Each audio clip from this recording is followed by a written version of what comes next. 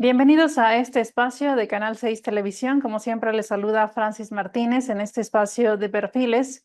En esta ocasión, saludamos y nos da muchísimo gusto tener en este espacio al destacado analista geopolítico, fotógrafo, autor y también embajador de la Sociedad Rusa Esnanie en Argentina, Cristian Lamesa, para platicar todo este escenario después de las elecciones presidenciales en Estados Unidos y las repercusiones que tiene este relevo en la presidencia de una de las potencias más importantes del mundo. Cristian, un gusto saludarte. Bienvenido a este espacio nuevamente para el público mexicano. Un placer para mí, Francis, estar nuevamente con vos y con tu audiencia. Gracias a Cristian Lamesa, que abre esta oportunidad para hacer una serie de reflexiones en torno al proceso electoral en Estados Unidos, que finalmente derivó en el triunfo de Donald Trump, quien regresa a la Casa Blanca, estará tomando posesión en enero próximo, si es que ya se resuelven todos estos elementos que forman parte del proceso electoral. Pero inicialmente, Cristian, ¿qué representa este triunfo de Donald Trump en la presidencia de Estados Unidos? En primer lugar, para un contexto internacional, pues de muchos cambios que hemos comentado en este espacio. Y en ese sentido, primero preguntarte qué representa este triunfo de Donald Trump para el orden global existente actualmente. Bueno, yo creo que en lo que se refiere al escenario global, el triunfo de Donald Trump significa en alguna medida una profundización de el rumbo, ¿no? Del mundo y el rumbo que eligen la gente mayoritariamente hacia justamente un mundo que tiene más que ver con las aspiraciones soberanistas de los pueblos, ¿no? Estos mandatarios entre los cuales se puede caracterizar a Vladimir Putin, a Xi Jinping, a Víctor Orbán, a Robert Fico de Eslovaquia. Estos mandatarios que tienen una mirada en la cual se pone de relieve por encima de este globalismo financiero que está, yo creo que dominando y gobernando a muchos países del mundo, especialmente de Europa, los Estados Unidos, bajo la administración Biden-Harris. Creo que Trump representa una opción por parte del pueblo estadounidense, si bien sabemos que la participación popular es mucho más magra que en otros países, pero sí, por supuesto, hay un hastío, veo yo, por parte de la población de los Estados Unidos respecto de esta agenda globalista, esta agenda que tiene que ver, yo siempre la caracterizo con lo que se decide todos los años en el foro de Davos. Y en este sentido, por supuesto que la contundencia del triunfo del republicano, yo creo que marca un poco esto con grandes masas de trabajadores de clase media del Estados Unidos profundo, diciendo basta a esta agenda globalista, esta agenda woke, esta agenda que sí se ha transformado, y con esto cierro, en una bandera del Partido Demócrata y justamente alejándose de estas masas trabajadoras que mencionaba. También ha llamado mucho la atención todos estos aspectos que rodean a la elección en Estados Unidos, un poco la personalidad de Donald Trump, ¿no? Hay términos que lo ubican desde el fascismo, que dicen que es lo mismo hablar de Milei o Bolsonaro, haciendo estas comparaciones que no advierten un poco la personalidad que debe tener el mandatario de una de las potencias más importantes. Y tú hablas precisamente de diferenciar un poco esto, que no se personalice en este caso la figura, lo polémico que pudiera ser Trump, que es un político que además ha usado muchísimo las redes sociales, que de todos los mandatarios en el mundo fue el que primero leyó precisamente el poder de estas redes sociales. ¿Qué es lo que podemos, digamos, acotar en torno a la personalidad y al papel de jefe de Estado de Donald Trump? Bueno, yo creo, Francis, que lo que vimos un poco en la primer presidencia nos anticipa en cierta medida lo que podemos llegar a ver ahora, con el añadido que creo que tiene mucha más experiencia, va a tener un equipo propio mucho más formado y más armado, no como en su primer periodo, que contó con algunos préstamos, entre comillas, del Partido Republicano, que finalmente no dieron la talla según la mirada de Donald Trump, por lo menos. Bueno, basta citar el caso de John Bolton, por citar uno de ellos nomás.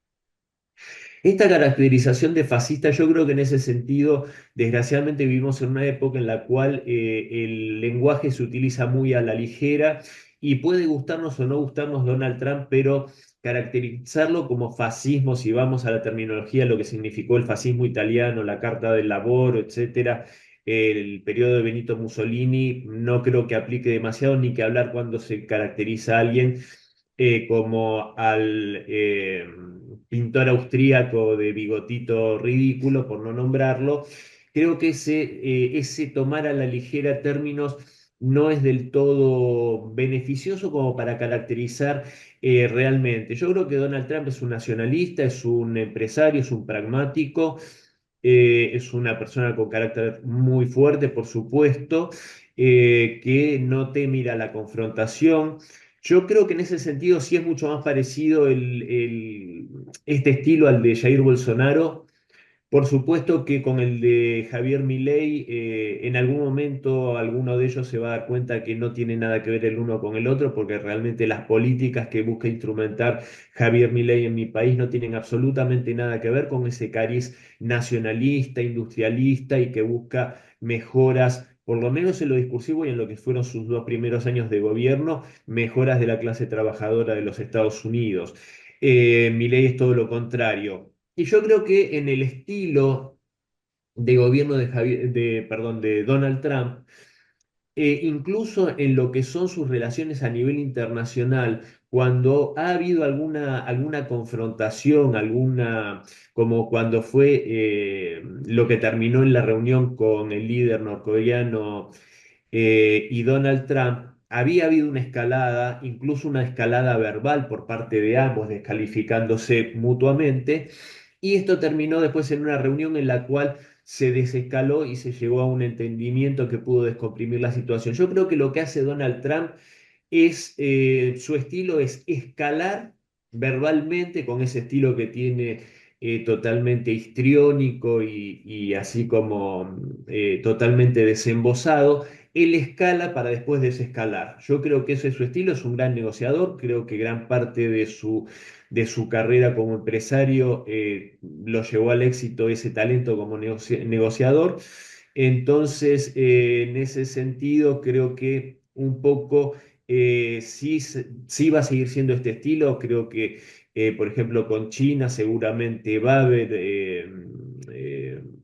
situaciones de tensión, pero que no van a pasar de la guerra económica, entre comillas, y no esas escaladas prebélicas a las que nos tenía acostumbrados Joe Biden, que parecía mucho más dialoguista y descalificaba a sus homónimos, como el caso de Vladimir Putin, llamándolo asesino y tantas otras cosas. Vemos que sin haber llegado a la presidencia Donald Trump, ya por ejemplo en el caso puntual de Rusia,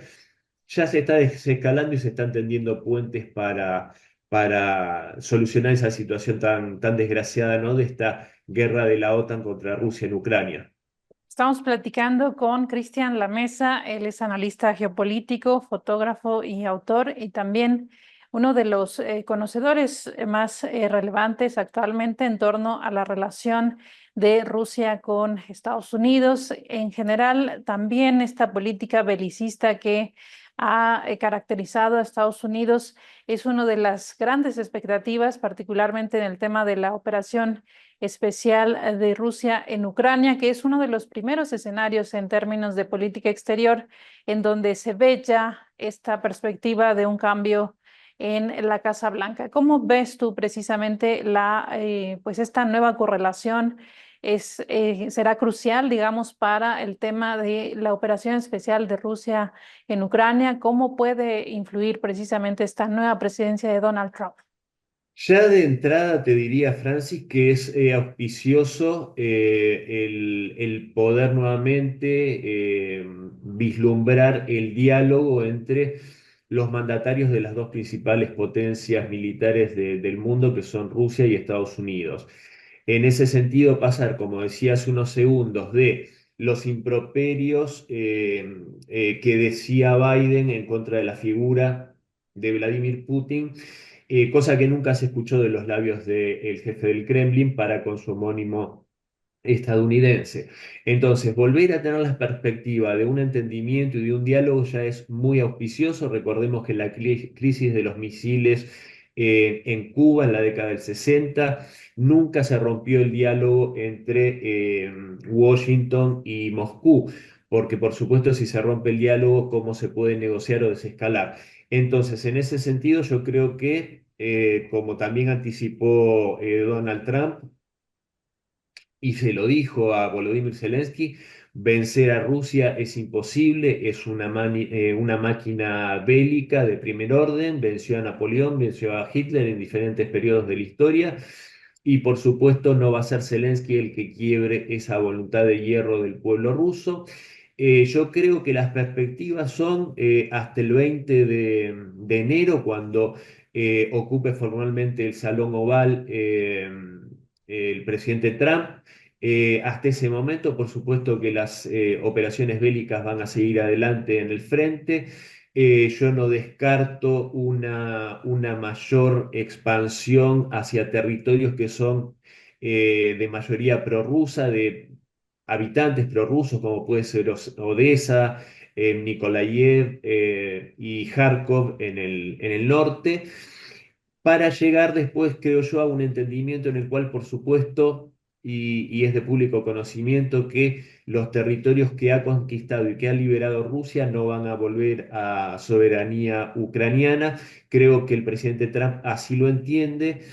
Y creo que a partir del 20 de enero sí puede haber un diálogo y tal vez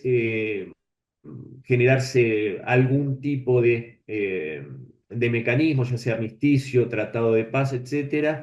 y que genere, ya se hablaba, habían algunos trascendidos, pero yo los tomaría con pinzas de Washington Post y de otros medios que hablaban de un compromiso de no adherirse a la OTAN por lo menos por 20 años. Yo creo que Rusia va a buscar algo mucho más estable, porque si no, y máxime para nosotros los latinoamericanos, 20 años puede sonar como mucho tiempo, porque somos, tal vez nuestros países son un poco más cortoplacistas, pero para un país como Rusia no tiene sentido un compromiso de esas características, porque sería correr el riesgo de dentro de 20 años volver a una situación tan lamentable. Han habido muchos muertos y yo creo que, pero repito, es yo lo decía, una excelente noticia para la paz mundial la llegada a la Casa Blanca de Donald Trump. En este sentido, también se espera, digamos, un cambio en torno a la influencia que tiene Estados Unidos en la OTAN. Se habla un poco en el sentido de ser un poco más estricto precisamente con esta corporación militar que pues ha tenido un papel muy relevante en muchísimos conflictos, pero tú, ¿cuál es la perspectiva que tienes en ese aspecto? Mira, Francis, en ese aspecto yo creo que el presidente Trump ha sido más que claro. No está dispuesto a que el pueblo estadounidense siga pagando la defensa de Europa. Aparte, una defensa que es muy hipotética, porque de hecho no hay una amenaza que se pueda corroborar en la realidad sobre Europa por parte de Rusia ni de ningún otro país, por lo menos por el momento. Esto es muy lógico si lo pensamos, porque, por ejemplo, ante los últimos desastres naturales que ocurrieron en los Estados Unidos, esa población estuvo a la buena de Dios con un presidente como Biden diciéndoles que ya les había mandado toda la ayuda que podía mandarles y que la administración federal ya no tenía más recursos para ayudarlos cuando mandan cuantiosos recursos económicos, en este caso al régimen de Kiev, para alimentar esa guerra contra Rusia. Lo mismo podríamos aplicar a la defensa europea. Entonces, si el presidente Trump quiere hacer nuevamente grande a Estados Unidos, quiere beneficiar a su clase trabajadora, quiere reindustrializar, sin duda que va a ser necesario que todos esos recursos sí estén aplicados a los Estados Unidos, unos Estados Unidos con una deuda externa tremenda, una deuda que se multiplica día tras día. Entonces, en ese sentido, él ya lo avisó, e incluso dijo con ese estilo tan particular que tiene, que los países que no paguen la cuota que tienen que pagar dentro de la OTAN, que es ese famoso 2% de su PBI, él mismo le iba a decir al presidente Putin que los ataque. Por supuesto, esto, repito, dentro de su estilo histriónico y por supuesto que el presidente Putin no va a atacar a nadie por más que se lo diga quien se lo diga. Pero me pareció una forma muy gráfica de decirles a estos países que Estados Unidos ya se cansó de mantenerlos, de mantener también el complejo militar industrial de los Estados Unidos, que paradójicamente, si bien ese dinero vuelve a los Estados Unidos a través de este mecanismo, sí es un mecanismo del Estado profundo muy complejo y muy contrario a lo que son las políticas de Donald Trump. O sea que ese va a ser otro factor de poder al cual el presidente Trump va a estar enfrentado y no es un tema menor para pensar incluso el futuro de la administración Trump y cuántas dificultades se le pueden presentar y de diferentes niveles, teniendo en cuenta que por lo menos estos 2 primeros años, y con esto cierro, van a ser fundamentales para que el presidente Trump haga todos los cambios de fondo que quiera hacer, dado que aparentemente va a tener una cómoda mayoría en ambas cámaras y una Corte Suprema favorable. Entonces yo creo que esta es una oportunidad de oro para el mandatario republicano para, como decimos en mi país, dar vuelta como una media a los Estados Unidos y arrancar de vuelta en una situación actual del país que es realmente lamentable el nivel de vida, cómo se ha deteriorado para la mayoría de la proporción de su población. Sí, este panorama interno en el que la migración, en el que la falta de ingresos para los estadounidenses, entre muchos otros temas que finalmente son los que movieron este voto hacia Donald Trump. Por último, Cristian, la región latinoamericana siempre nos ha preocupado. Evidentemente, el caso de México es una excepción, pero el tema migración y las presiones en torno a los gobiernos precisamente para que se contenga esta migración se hace muy evidente en el caso mexicano con con un despliegue inédito que se ha tenido de la Guardia Nacional en nuestra frontera sur, cuantiosos recursos destinados únicamente a a este tema, pero Latinoamérica también va a volver a ser un tema de nuevos acuerdos o se va a destensar un poco esta expansión militarista que se tenía con con muchos países, incluido Argentina. ¿Cuál es la perspectiva en el caso de América Latina, Cristian? Yo arriesgaría con bastante seguridad que la agenda latinoamericana no va a ser prioritaria, por lo menos en los primeros meses del gobierno de Donald Trump, ya que tiene en sus manos cuestiones bastante más urgentes para lo que es su agenda, justamente. Tema Ucrania, tema Oriente Medio, tema China, relación con China, ya un saludo de parte del presidente Xi Jinping y con un anticipo muy cordial respecto a las relaciones que espera Beijing para con Washington en todos los sentidos y las perspectivas de que sería bueno que tengan una buena relación, ya que los dos en gran medida dependen el uno y el otro. Son las dos potencias económicas a nivel mundial.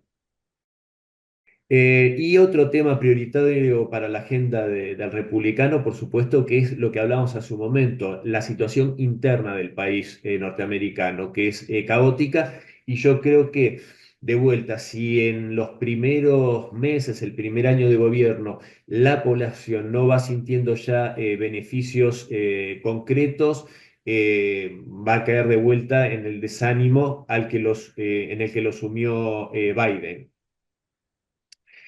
Entonces, en cuanto a la región, creo que va a estar, para bien o para mal, va a estar relegada entre las prioridades de Trump. Y respecto al tema de los migrantes, yo creo, lo hablaba el otro día con Raya Costa en su programa de radio, yo creo que, y espero, esto es pura especulación, pero teniendo en cuenta que el mundo es una realidad que va hacia un orden multipolar, eso ya está establecido y no lo va a poder cambiar ni Trump ni nadie. La verdad es esa y... Entonces, siendo que Trump es un realista y un pragmático, y es un hombre de negocios que en las circunstancias que estén dadas, él busca lo mejor para su empresa, en este caso para su país, yo espero que él tome nota de las nuevas relaciones que plantean, por ejemplo, los BRICS, estas relaciones mutuamente beneficiosas, en las cuales, por ejemplo, China o Rusia en su intervención en cuanto a los negocios y el intercambio en todos los sentidos con África, por ejemplo, buscan el desarrollo de África, el crecimiento, el bienestar de su población. A largo plazo, lo que va a generar mercados de consumo y una justamente una agenda que sea de intercambio y de mutuo beneficio. Yo creo que esa es la mentalidad que va a tener, o espero yo que tenga y que adquiera Donald Trump respecto a Latinoamérica, porque en ese caso, por supuesto, el tema de la migración también se va a estar resolviendo, porque nadie quiere irse de su país y está bien en su país. Y también nadie puede esperar que si se explota a un país, la gente expulsada justamente de ese país por falta de oportunidades, no se puede esperar que no vayan al país que justamente está diciendo eso, buscando mejores horizontes, incluso en algunas oportunidades cargados de odio, como es lo que pasa en Europa, con las poblaciones que tienen que huir de Siria o de Libia o de países que eran prósperos y que terminaron siendo destruidos. Afortunadamente a Siria le está defendiendo Rusia del colapso total, pero basta ver lo que sucedió en Libia,